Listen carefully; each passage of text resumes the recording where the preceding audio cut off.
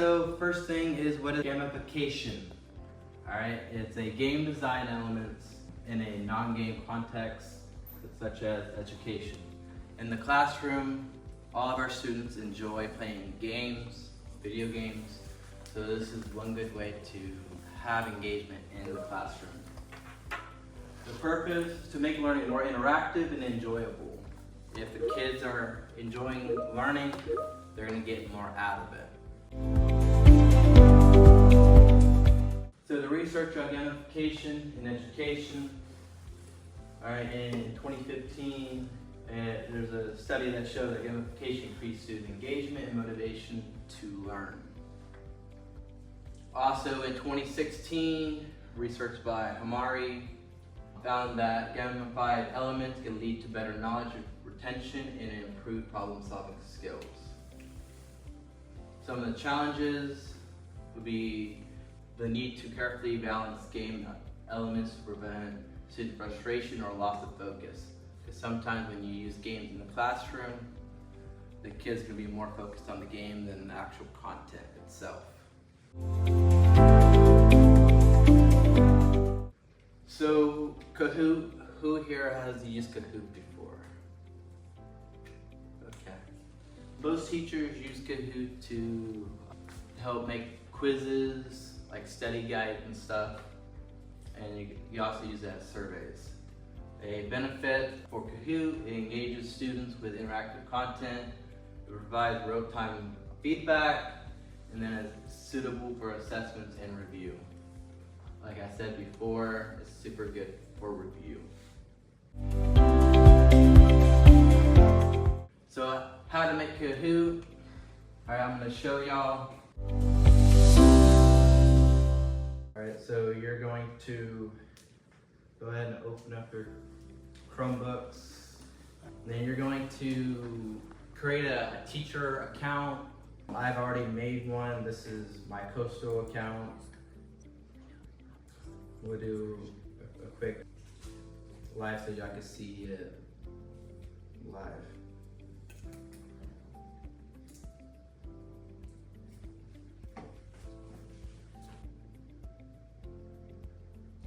There's multiple different modes you could do, but there's some that you have to pay extra for.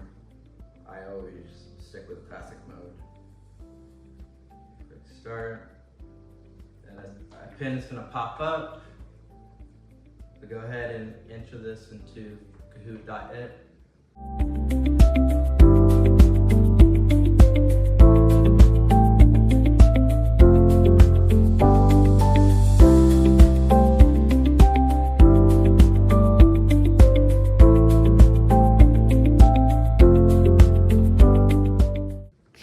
Do school organizations have to have a buy-in to use Kahoot, or can we use them on our school-based? Teachers can sign up for a free account. Some districts do buy the package that gives extra components. Thank you.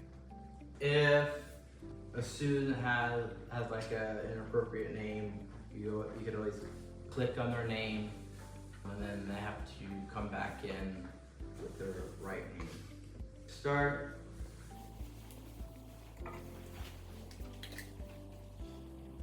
What is the capital of France?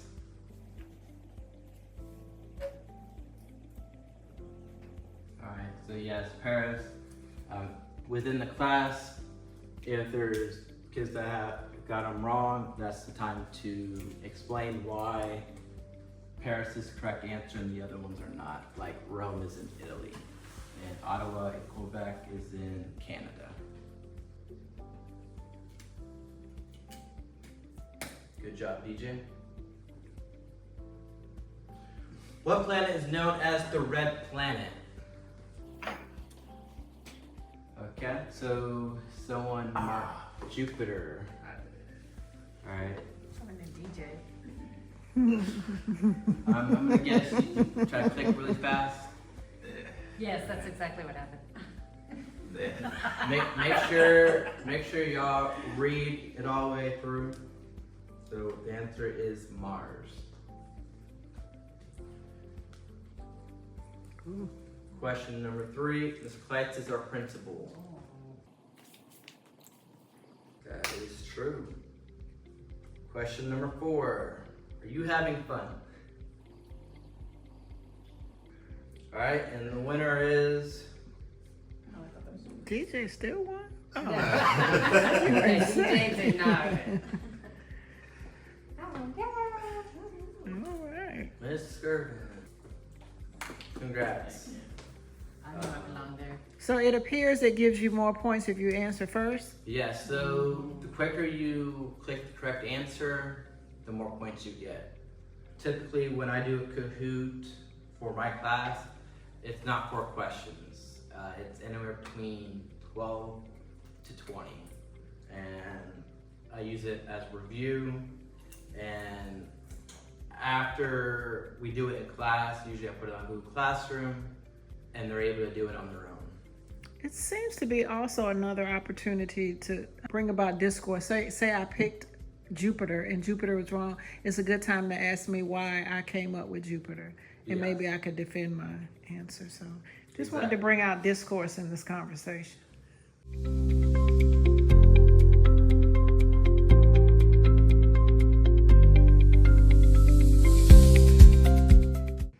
All right, so to create it, all right, you're gonna click create. All right, there's story, course. We're gonna click on Kahoot. All right. Nowadays, you could use AI to help you make the Kahoot. If you have a worksheet that the students have or the district has, you can upload it on the PDF file, and the AI will take information from it and then make questions with it. And then if you don't have a PDF and you want your quiz on chipmunks, you can put chipmunks as a topic and it'll come up with questions about chipmunks. There's templates, and then if you have slides, you can put them into the slides, into Kahoot. So let's make a brand new one. You type your question. Where is Daegu? All right. With the free account, there's limited pictures you can put here, but you could upload a picture. You have to download it from Google and then you upload it. Then you put your answers.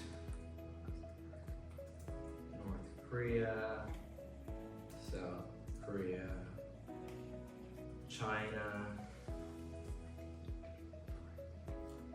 Brazil.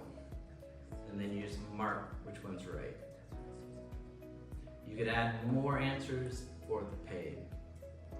You can make it true or false, and then for the paid ones, you could add a lot more different options. You can duplicate questions and then modify them. Like if you have like a picture of like talking about kinetic and potential energy in different parts of the hill, and you're asking what type of energy is at A, and then the next question you could change it to what a B. You can change if it's double points, no points. You can make it multi-select, but it depends on your class. And then you click save.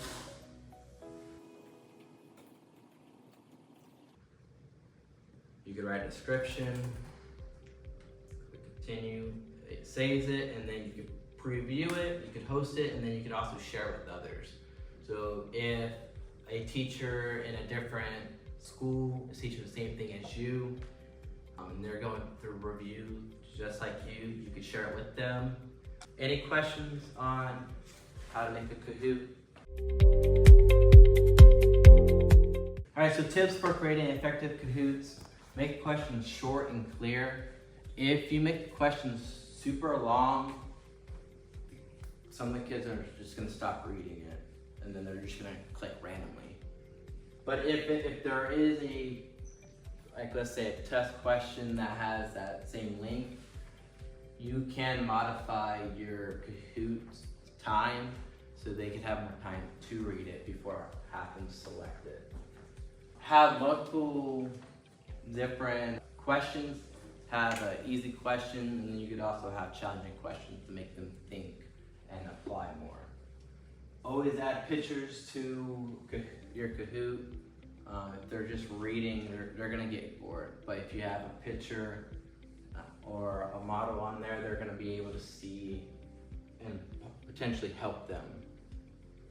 And then you want to time the question appropriately. If it's a easy question, you don't want it to be 30 seconds long. You want to shorten that. And vice versa. If it's a hard question, you don't want it to be like 5 seconds or the kids are gonna panic. And then have to assign Kahoot. After you create the Kahoot, you're going to click assign for self-paced. So like I said before, when you finish it in class, you could go to Google Classroom, post it, and then the kids will be able to continue to use it as review. You're gonna want to put a deadline for completion. And this is also a great way to use it as a form of assessment. Like I said before, you can share the link and game them to the students via Google Classroom, or you could just put it on your board and have the kids type it in and they're ready to go. And then there are report sections. Every time they do it, you could see if they improved or didn't improve. And if they don't improve, you can talk to them and help them learn the content better. Alright, so playing Kahoot live, you select play and choose teach for a live classroom. You can choose classic or team mode. If it is team mode, I usually have to give the kids like 15 seconds to get in your groups. They usually run to their group. Alright, implementing Kahoot in your lessons. Form of assessment, you gauge understanding during or after a lesson. You can play the Kahoot a couple times in your lesson. Sometimes when the kids do it repetitively in class and out of class, they retain the information better. It is great for review, key concepts for exams. And then you could also use Kahoot, like if there's a new topic, like for 7th grade from my class, we're gonna get into waves. We could do a Kahoot to kind of see where kids are, what they know about waves. And then you can use it as homework. Again, post it on Google Classroom, complete it, and then you could also have them work on it at home.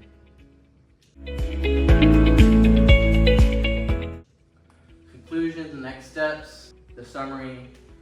Kahoot is a very engaging tool for interactive learning.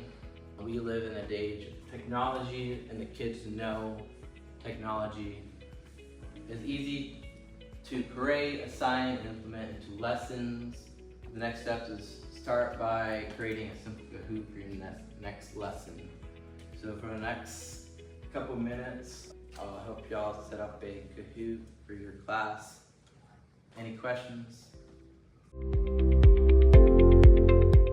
There are already created Kahoots that you could use, and you can sometimes modify it to what your student needs.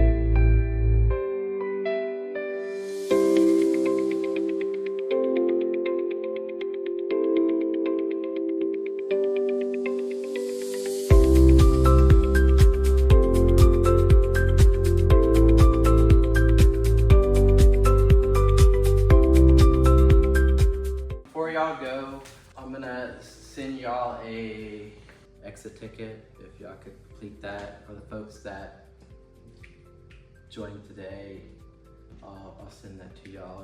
If y'all could send that to me as soon as possible. But yeah, that's it. Is there any questions? Is there any questions about the IT program that's at Coastal? Go Shots. Alright, well, that's it. Thank you.